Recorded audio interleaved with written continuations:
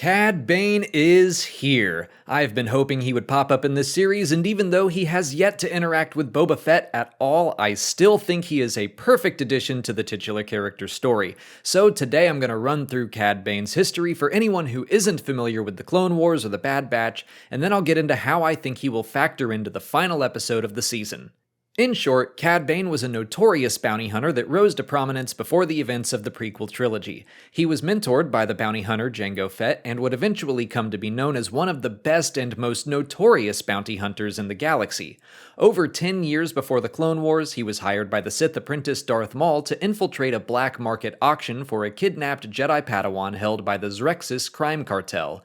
Maul hoped to take the Padawan for himself so he could finally kill his first Jedi.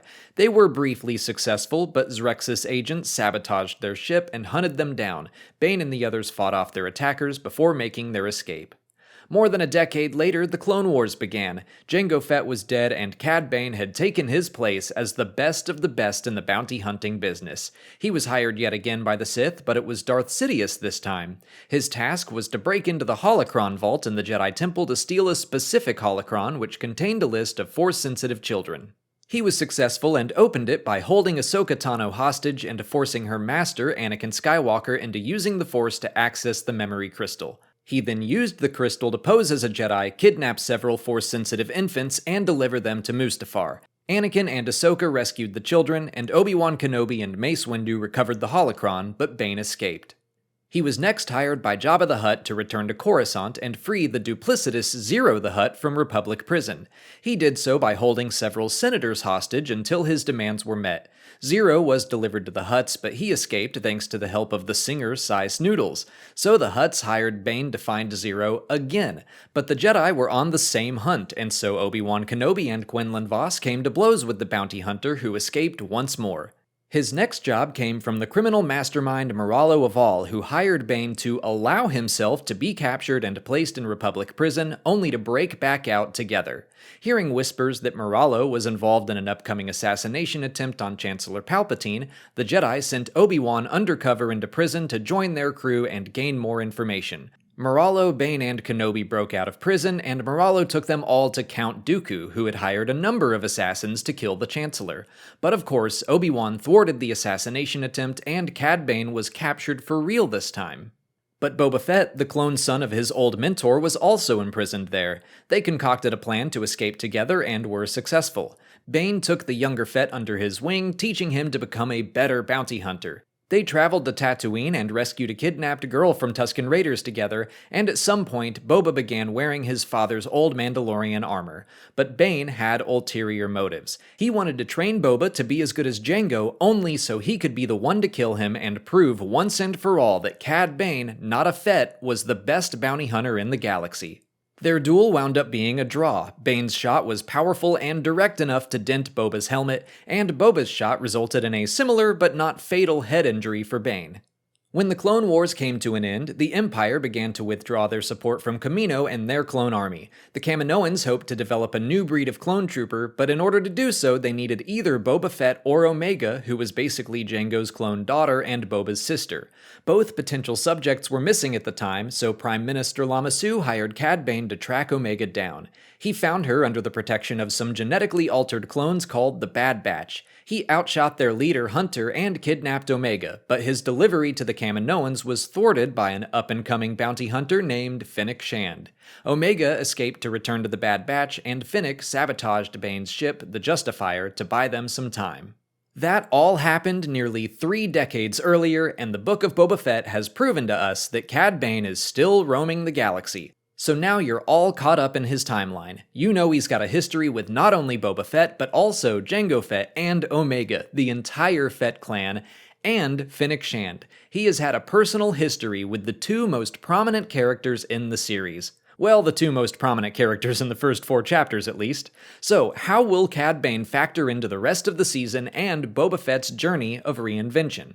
First, I'm not expecting all that history I just spouted off to be a big deal in the show. I think Bane will be treated like Black Chrysanthemum. A big, scary-looking Wookiee walks onto the scene and you know pretty much everything you need to know. You don't have to have read the comics.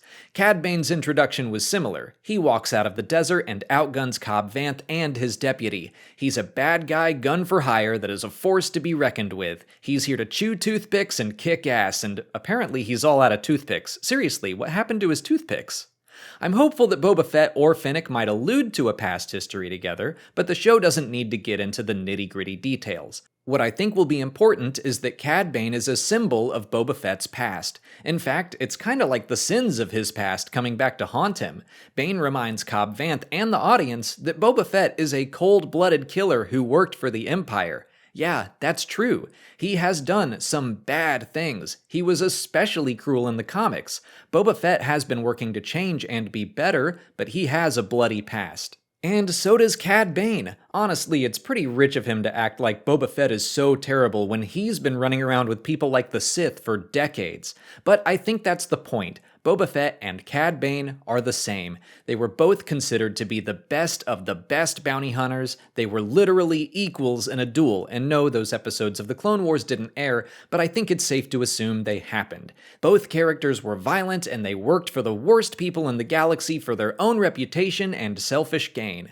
But now, one of them is different. Boba Fett has learned that it's better to live with a tribe rather than work alone. He's trying to make something greater of himself. And what's Cad Bane doing? The same thing he's been doing for over 40 years. He is still working for the scugholes of the galaxy. Cad Bane is who Boba Fett could have remained if he hadn't fallen into the Sarlacc and been taken in by the Tuskens. By the way, I have a theory that Cad Bane was responsible for the murder of the Tuskens too, so that would make this whole thing even more personal.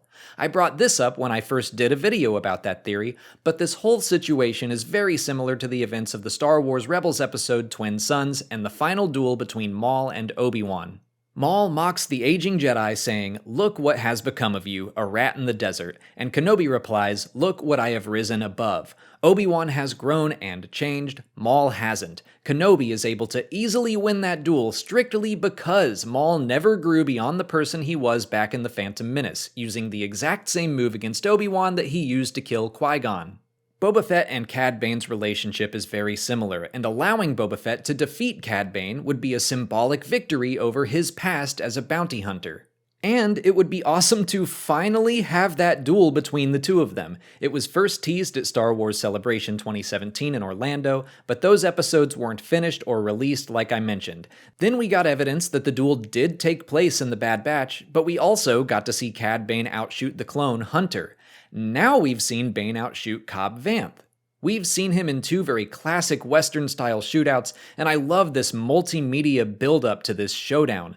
I'm sure they'll be able to effectively raise the stakes for those who have no idea about any of those other stories, but anyone who's known about the Boba Fett-Cad Bane duel for nearly 5 years now is just chomping at the bit to see it actually happen in a released story. Bring it on. I've gotta admit, even though he shot Cobb Vanth, I'm pretty scared for Bane's fate. We just got him back, and I don't want to see him killed off immediately. I could certainly see Fett offering him mercy. Defeating Bane doesn't necessarily have to mean killing him, but if this is the end of Cad Bane, he still made a hell of an impression on this series. But those are all the details on Cad Bane. If you didn't know his history as a bounty hunter or with Boba Fett, now you know. I can't wait to see if I was right about the Tuskens too, but even if I was way off the mark, I am so excited to have Bane in live action. I can't wait to see how the final episode goes. Let me know what you're hoping to see in the comments. If you haven't already, please like this video, subscribe to the channel to keep up with all our Book of Boba Fett coverage, and consider checking out our Patreon page for even more.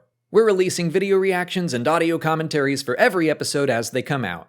As always, thanks for watching, and may the Force be with you.